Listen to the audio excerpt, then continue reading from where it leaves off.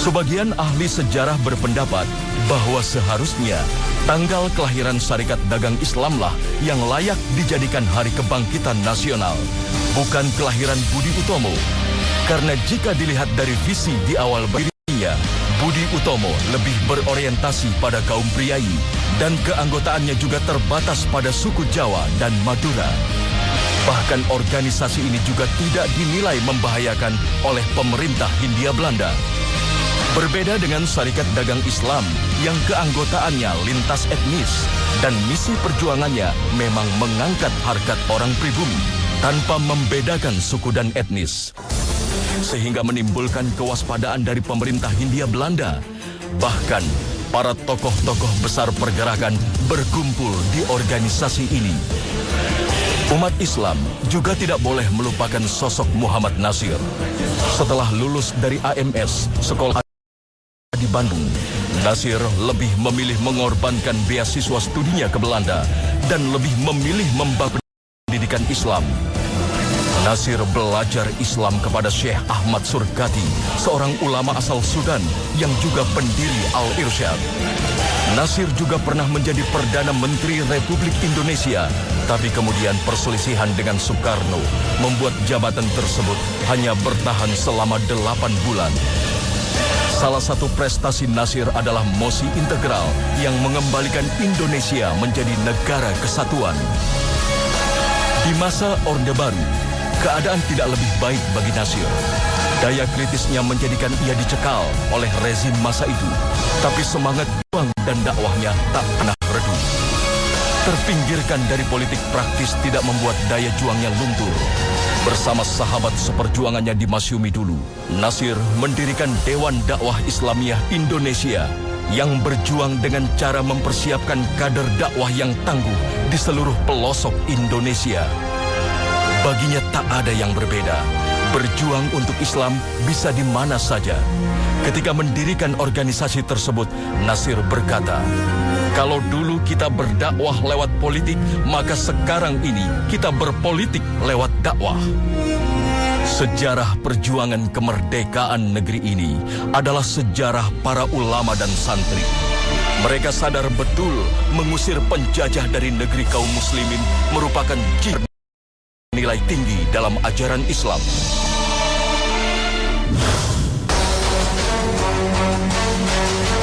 Para ulama dan tokoh muslim juga berperan besar dalam mendidik dan mencerdaskan anak bangsa.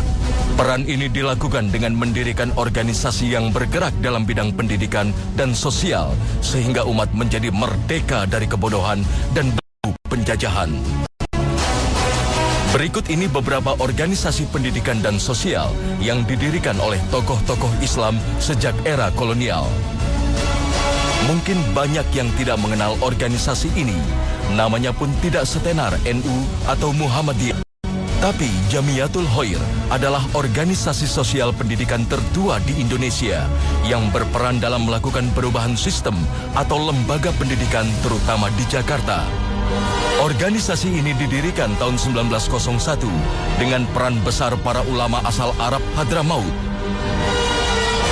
Organisasi ini juga banyak melahirkan tokoh-tokoh Islam, terdiri dari tokoh-tokoh gerakan pembaharuan agama Islam antara lain Kiai Haji Ahmad Dahlan, Hos Cokro Aminoto, Haji Saman Hudi, dan Haji Agus Salim. Bahkan beberapa tokoh perintis kemerdekaan juga merupakan anggota atau setidaknya mempunyai hubungan dekat dengan Jamiatul Khair. Walaupun perkembangannya tidak sepesat dulu, tapi organisasi ini masih eksis sampai hari ini. Tanggal 8 bulan Zulhijjah 1330 yang bertepatan dengan 18 November 1912 Masehi merupakan tanggal penting bagi umat Islam Indonesia. Hari tersebut merupakan lahirnya sebuah gerakan Islam modernis terbesar di Indonesia. Muhammadiyah merupakan organisasi pelopor dalam pemurnian sekaligus pembaruan Islam di negeri berpenduduk terbesar Muslim di dunia. Sebuah gerakan yang didirikan oleh Kiai Haji Ahmad Dahlan atau Muhammad Darwis dari kota Santri, Kauman, Yogyakarta. Kata Muhammadiyah secara bahasa berarti pengikut Nabi Muhammad. Penggunaan kata Muhammadiyah dimaksudkan untuk menghubungkan dengan ajaran dan jejak perjuangan Nabi Muhammad SAW. Nama tersebut juga menjelaskan bahwa pendukung organisasi itu ialah umat Muhammad dan asasnya adalah ajaran Nabi Muhammad SAW, yaitu Islam. Dan tujuannya ialah memahami dan melaksanakan agama Islam sesuai dengan ajaran yang dicontohkan oleh Nabi Muhammad SAW. Dengan demikian, ajaran Islam yang suci dan benar itu dapat memberi nafas bagi kemajuan umat Islam dan bangsa Indonesia pada umumnya. Dan setelah lebih dari 1 abad, organisasi ini masih terus eksis dengan memberikan manfaat kepada bangsa Indonesia, terutama di bidang pendidikan kesehatan dan pelayanan sosial. Perhimpunan Al-Irsyad Al-Islamiyah berdiri pada 6 September 1911 atau 15 Syawal 1332 Hijriah. Pendiri dan tokoh sentralnya adalah seorang ulama besar dari Mekah yang berasal dari Sudan, yaitu Syekh Ahmad Surkati Al-Ansori. Sebelumnya, Syekh Ahmad Surkati sempat bergabung dengan Jamiat Hoir selama 3 tahun. Organisasi ini bergerak dalam bidang pendidikan, pengajaran kebudayaan, dan dakwah Islam, serta kemasyarakatan, berdasarkan Al-Quran dan Sunnah, guna mewujudkan pribadi Muslim dan masyarakat Islam menuju keridhaan Allah Ta'ala. Meskipun tidak setenar NU dan Muhammadiyah, tapi organisasi ini sampai hari ini masih terus melayani masyarakat, khususnya dalam bidang pendidikan dan dakwah Islam. Tampilnya Jamiah Persatuan Islam yang dikenal dengan Persis dalam pentas sejarah di Indonesia pada awal abad ke-20 telah memberi corak dan warna baru dalam gerakan pembaruan Islam.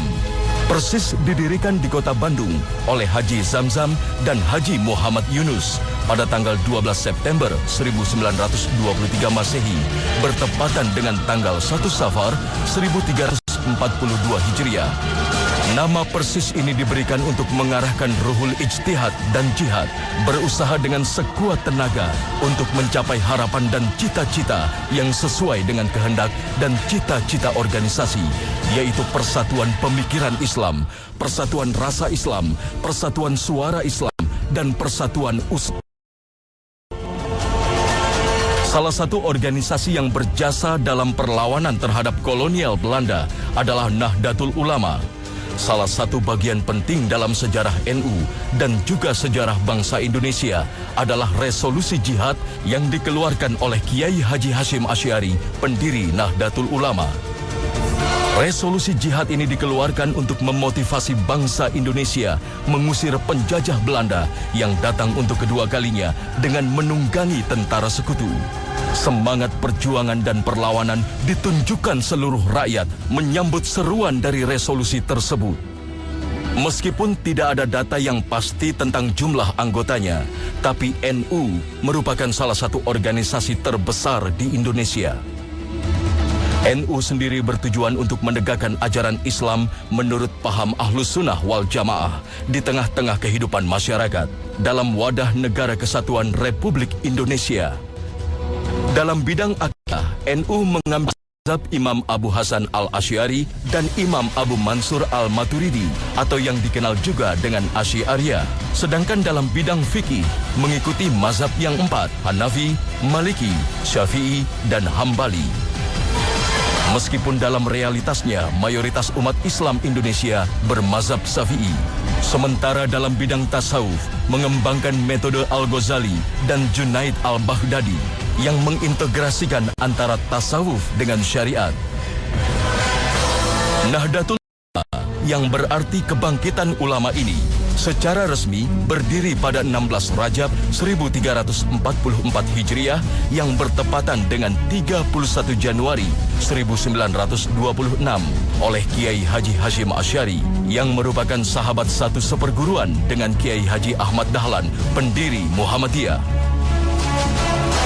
Untuk menegaskan prinsip dasar organisasi ini, maka Kiai Haji Hashim Asy'ari merumuskan kitab Qonun Asasi atau prinsip dasar dan kitab I'tikad Ahlus Sunnah wal Jamaah atau prinsip-prinsip keyakinan Ahlus Sunnah wal Jamaah. Kedua kitab tersebut kemudian